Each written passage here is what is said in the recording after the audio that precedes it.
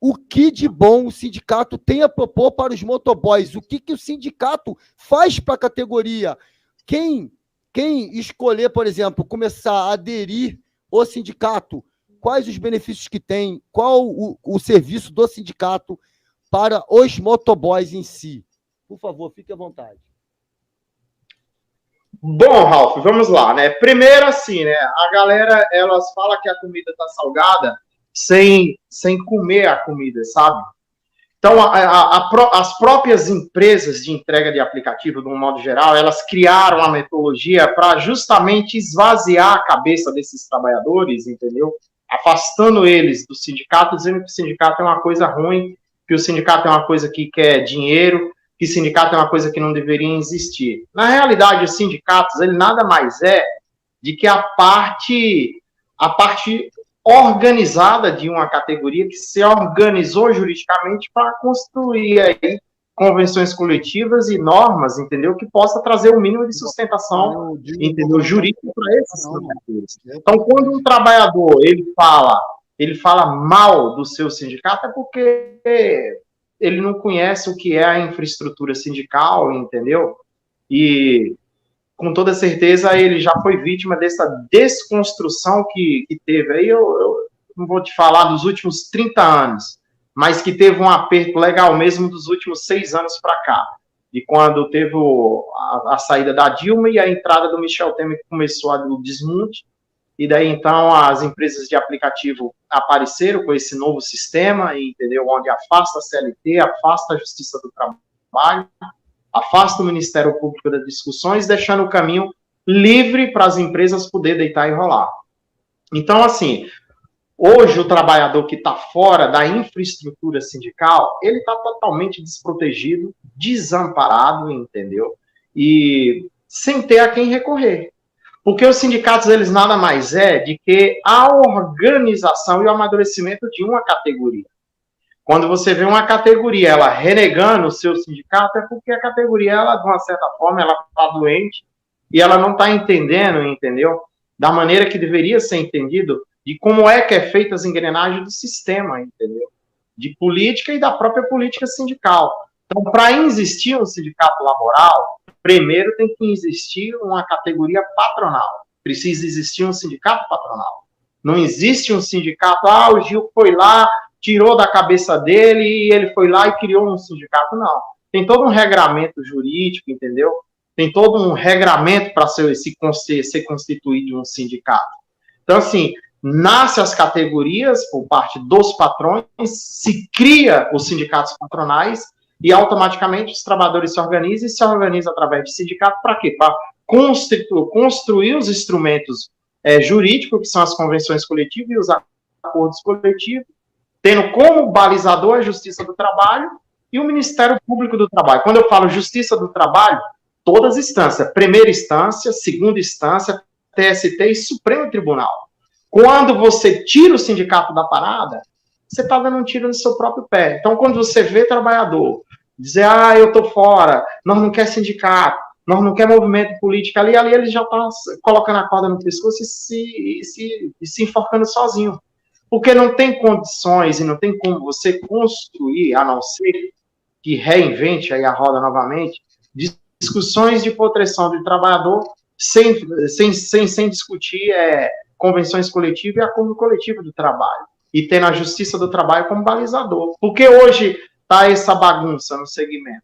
Porque a empresa, elas criaram uma espécie de constituição só para elas. Então, ela vai lá, ela fode aquele trabalhador, ou por bloqueio, ou por redução de taxa, ou por qualquer outra coisa. Quando aquele trabalhador vai reclamar, ele é bloqueado e aí simplesmente ele não tem a quem recorrer. Ele não tem um sindicato, ele não tem um acordo coletivo, ele não tem uma convenção coletiva, ele não tem a Justiça do Trabalho, ele não tem o Ministério Público do Trabalho. Justamente por quê? As empresas criaram a narrativa, colocaram na cabeça do cara que ele não precisa de sindicato, que ele não precisa de Justiça do Trabalho, que ele não precisa do Ministério Público e que ele é capaz de fazer o ganho dele e de conseguir se virar sozinho, porque ele não precisa de nada disso. Se ele não está ganhando, é porque ele é incompetente na visão da empresa ou porque ele não se deu da maneira que ele deveria se dar. Vê um pensamento macabro e egoísta, que é o pensamento dessas empresas. Então, Daí o que é que acontece? Se cria diversas falácias, onde elas são potencializadas através dos algoritmos, nas próprias redes sociais, entendeu?